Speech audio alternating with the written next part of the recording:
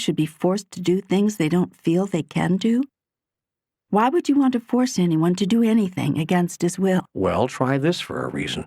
Because to let them get away with not doing what they said they were going to do would hurt me or my family. So in order to avoid injury, you're willing to inflict injury. I don't see how it injures another simply to ask him to keep his word. Yet he must see it as injurious, or he would keep it willingly. So I should suffer the injury, Or watch my family or children suffer the injury rather than injure the one who made a promise by simply asking that it be kept? Do you really think that if you force another to keep a promise that you will have escaped injury?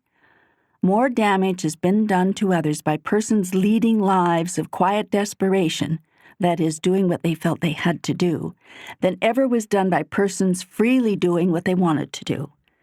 When you give a person freedom, you remove danger. You don't increase it.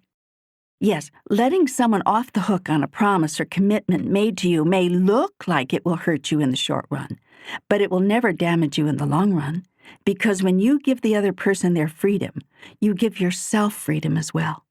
And so now you are free of the agonies and the sorrows, the attacks on your dignity and your self-worth that inevitably follow when you force another person to keep a promise to you that he or she does not want to keep. The longer damage will far outweigh the shorter, as nearly everyone who has tried to hold another person to their word has discovered.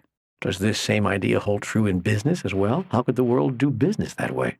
Actually, it is the only sane way to do business.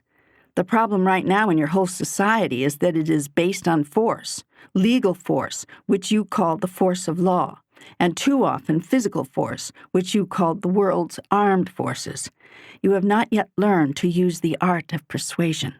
If not by legal force, the force of law through the courts, how would we persuade businesses to meet the terms of their contract or keep their agreements? Given your current cultural ethic, there may not be another way. Yet with the change of cultural ethic, the way you are now seeking to keep businesses, and individuals for that matter, from breaking their agreements will appear very primitive. Can you explain? You are now using force to make sure agreements are kept.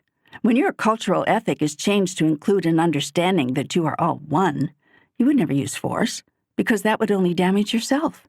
You would not slap your left hand with your right. Even if the left hand was strangling you? That is another thing which would not happen. You would stop strangling yourself. You would stop biting your nose to spite your face. You would stop breaking your agreements. And of course, your agreements themselves would be much different. You would not agree to give something of value which you have to another only if they had something of value to give you in exchange.